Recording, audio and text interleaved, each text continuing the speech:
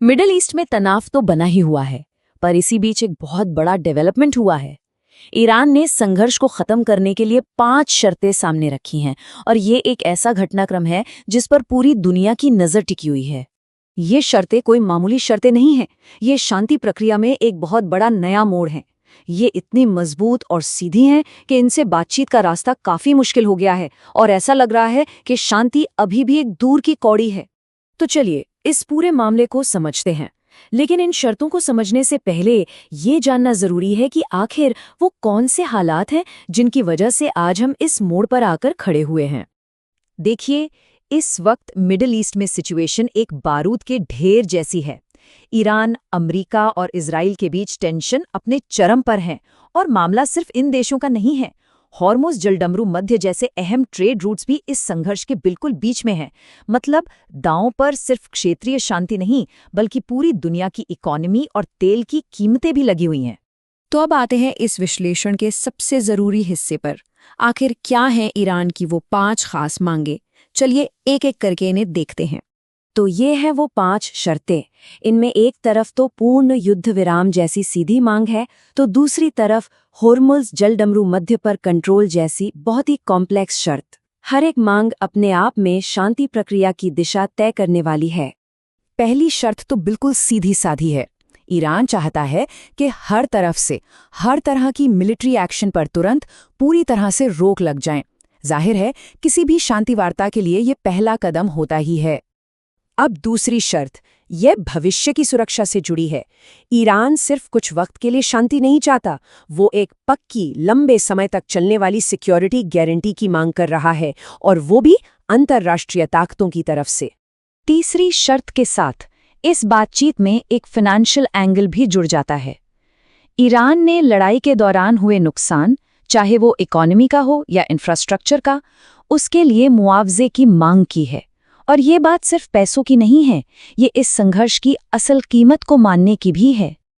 अब ये जो चौथी शर्त है ना, ये बहुत इंटरेस्टिंग है। ईरान सिर्फ अपने और अपने विरोधी के बीच शांति की बात नहीं कर रहा, वो चाहता है कि इस पूरे रीजन में इस बड़े विवाद से जुड़े जो दूसरे ग्रुप्स हैं उनके संघर्ष भी खत्म हो। मतलब एक तरह से एक कॉम्प्रिहेंसिव रीजनल पीस डील। और आखिर में 5वीं और शायद सबसे पेचीदा शर्त, ईरान चाहता है कि हॉर्मुज़ जलडमरू मध्य पर उसके कंट्रोल को मान्यता मिले। देखिए, ये सिर्फ एक ट्रेड रूट नहीं है।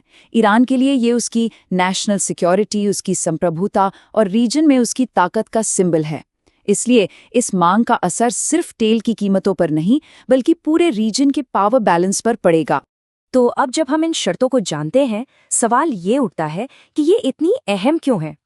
चलिए अब जरा ये देखते हैं कि इन मांगों का असर पूरी दुनिया पर कैसे पड़ सकता है। हॉर्मुज़ जलडमरू मध्य, ये कोई मामूली समुद्री रास्ता नहीं है।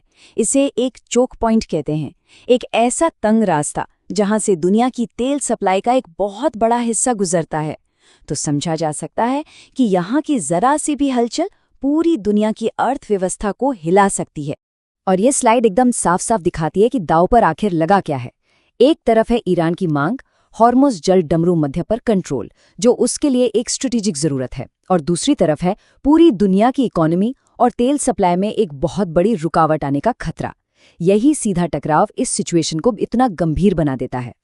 तो कुल मिला के बात यह है कि ये मांगे इतनी बड़ी और मजबूत है कि ये खुद ही शांति वार्ता की राह में सबसे बड़ा रोड़ा बन गई है।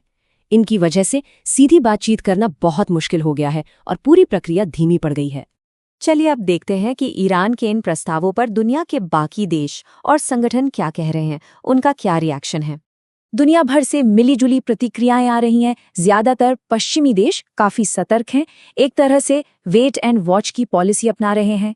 फाइनेंशियल मार्केट्स में इस अनिश्चितता की वजह से थोड़ी हलचल दिख रही है, और भारत जैसे देश जो तेल के लिए मिडिल ईस्ट पर बहुत निर्भर है, वो तो स्थिति पर बहुत बारीकी से नजर बनाए हुए हैं। तो अब सबसे बड़ा सवाल, आगे क्या? आने वाले हफ्तों और महीनों में क्या हो सकता है? देखिए, आगे का रास्ता काफी लंबा और अनिश्चित है।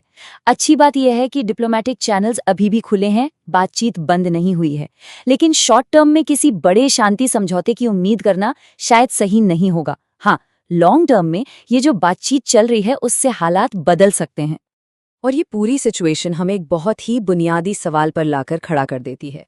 क्या ईरान की ये मांगें बातचीत का एक जायज़ आधार हैं, या फिर असली शांति के लिए कॉम्प्रोमाइज़ यानी समझौते के अलावा कोई और रास्ता है ही नहीं? ये एक ऐसा सवाल है जिसका जवाब शायद आने वाला वक्त ही देगा।